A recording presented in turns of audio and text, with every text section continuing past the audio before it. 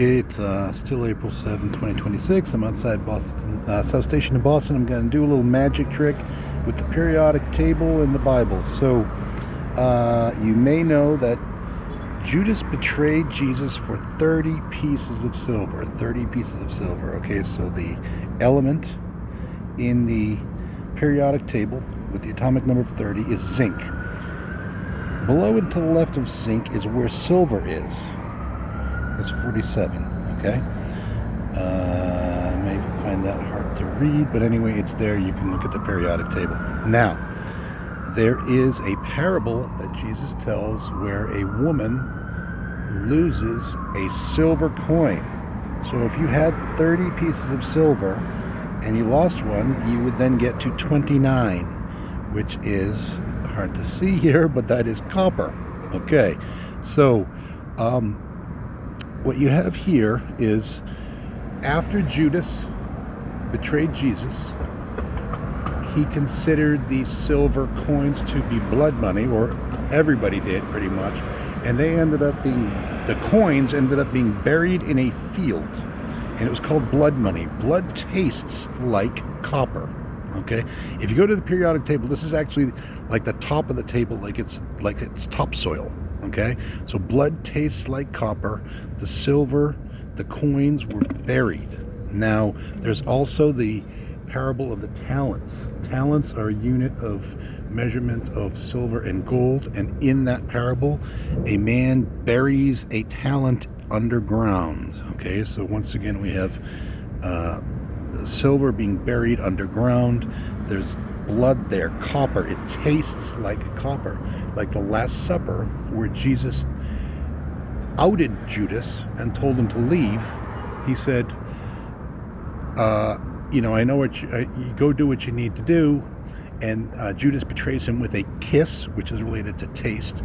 And at the Last Supper, Jesus says about the wine, "This is my blood, this is my body." So there's a taste theme there. So you have blood like copper, okay, and it's in the ground. So you can imagine like the top of the periodic table right here.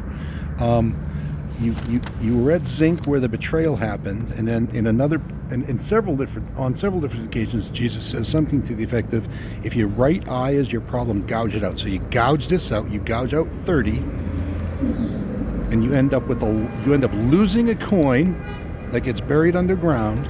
So the lost coin from the parables of lost things from Luke, plus the parable of the talents, the buried talent, is both right there, and you end up going from 30 to 29. You end up with the blood money, and basically you have soil tainted with blood with silver underneath. Now, of course, the periodic table didn't exist at the time that Jesus was around, in case you didn't know. Some of you might not have, the way fucking you act. Anyway, so in Luke, you actually have 3 parables of lost things. You have sheep. There's 100 sheep, and a guy loses one. There's 10 coins and a woman loses one, and then there's the prodigal son returning. So sheep are slaughtered, and so they bleed. So this is like the blood of a sheep. This is the first lost thing. Silver coin that gets lost is a second lost thing. It's right underneath it. So if you go and you read the parables of lost things in Luke, I think it's Luke 11, you get the sheep. This is the blood of the sheep. Copper, tastes like copper. Then you have the silver, the lost coin, the lost silver coin. And then you get down to gold. Gold is right under silver in the periodic table. It goes copper, silver, gold. Gold, it was the gift of the Magi that was given to Jesus by wise men from the East. Wise men from the East. So the prodigal son is about one son. You have 2 brothers. One goes away, lives profligately, wastes his inheritance, and then he comes back and they're reunited, and they don't like each other at first. But if you think about the parable of the prodigal son and the gift of the Magi, so Jesus was born, and then wise men from the East brought him gold. So gold represents wisdom from the East. So then you go down to the yin-yang symbol itself, and that is the parable of the prodigal son. You have the East, wise men from the East. This would be the east side on the compass. That's one prodigal son, the small circle in the yang symbol.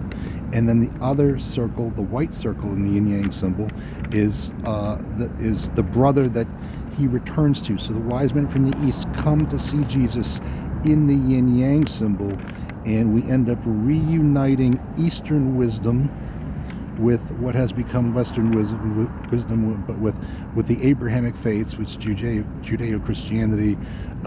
You can get Taoism, Hinduism, and Buddhism all together and bundle them with Judaism, Christianity, and